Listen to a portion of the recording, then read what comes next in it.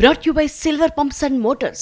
Top quality और consistent performance के लिए सिर्फ सिल्वर पंप्स नाम याद रखना. అక్కడున్నది సాదాసీదా ప్రత్యర్థి కాదు. అందుకే ఒక్కసారి కూడా టీడీపీకి గెలుపు దక్కలేదు.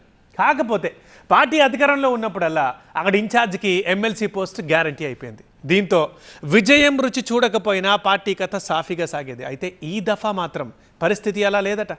నేతల కుమ్ములాటలు ఇప్పుడు పార్టీకి తలనొప్పిగా మారినట్టు తెలుస్తోంది. ఇంతకీ అది ఎక్కడ, ఎవరా నాయకులు? పులివెందుల టీడీపీలో ముసలం, ఒకరు ఎమ్మెల్సీ, ఒకరు పార్టీ ఇన్ఛార్జి. బీటెక్ రవితో రామ్ గోపాల్ రెడ్డికి పడట్లేదా? ఇన్ఛార్జి మంత్రి ముందే ఆధిపత్య పోరు. కడప జిల్లా పులివెందుల నియోజకవర్గం అనగానే టక్కున గుర్తొచ్చేది వైఎస్ ఫ్యామిలీ. ఎన్ని ఎత్తులు వేసినా మరొకరు ఇక్కడ రాజకీయంగా నిలదొక్కుకోలేకపోయారు. ఆవిర్భావం తర్వాత టీడీపీకి ఈ స్థానం కొరకరాని కొయ్యగా మారింది. అలాంటి చోట వైఎస్ కుటుంబానికి వ్యతిరేకంగా అప్పట్లో సతీష్ రెడ్డి బరిలో ఉండగా ప్రస్తుతం బీటెక్ రవి పోటీ చేస్తున్నారు.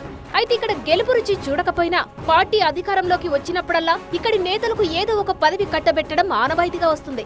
దీంతో ఇక్కడి టీడీపీలో వర్గపోరు పెద్దగా ఉండేది కాదు. కానీ ఇప్పుడు పరిస్థితి మారింది. ఇద్దరు నేతలు బీటెక్ రవి, ఎమ్మెల్సీ రామ్ గోపాల్ రెడ్డి ఆధిపత్యం కోసం పోరాడుతున్నారు. ఎవరికి వారే అన్నట్టుగా వ్యవహరిస్తూ పార్టీని భ్రష్టు పట్టిస్తున్నారనే అభిప్రాయం వ్యక్తమవుతుంది. పార్టీ ఇన్ఛార్జిగా బీటెక్ రవి, ఎన్నికల ముందు ఎమ్మెల్సీ అయిన రామ్ గోపాల్ రెడ్డి ఇద్దరికిద్దరు మండలాల వారీగా చెరువు వర్గం మెయింటైన్ చేస్తున్నారు. ఇటీవల ఇన్ఛార్జి మంత్రి సవిత ఆధ్వర్యంలో జరిగిన నియోజకవర్గ పార్టీ సమావేశంలో ఆ విభేదాలు ఒక్కసారిగా బట్టబయలయ్యాయి. రామ్ గోపాల్ రెడ్డి స్టేజి దిగిపోవాలంటూ బీటెక్ రవి వర్గం రచ్చరచ్చ చేసింది. తామేం తక్కువ తినలేదన్నట్టుగా ఎమ్మెల్సీ వర్గం కూడా తమ స్థాయిలో రెచ్చిపోయింది. ఇన్ఛార్జి మంత్రి ఉన్నారనే సోయి లేకుండా బాహాబాహికి దిగారు రెండు వర్గాల నేతలు. పోలీసులు ఎంట్రీ ఇచ్చినా పరిస్థితి అదుపులోకి రాలేదు. మంత్రి సవిత సీరియస్ కావడంతో ఇద్దరు నేతలు తమ తమ వర్గాలకు సర్ది చెప్పుకోవాల్సి వచ్చింది. ఇలా ఇద్దరు నేతల ఆధిపత్య పోరు కారణంగా ప్రత్యర్థి ఇలాఖాలో అధికార పార్టీ అత్తలాకుతలమవుతోంది. బీటెక్ రవి దూకుడుగా ముందుకు వెళ్తూ రామ్ గోపాల్ రెడ్డి అనుచరులపై కాలు దువ్వుతున్నారనే అభిప్రాయం ఉంది.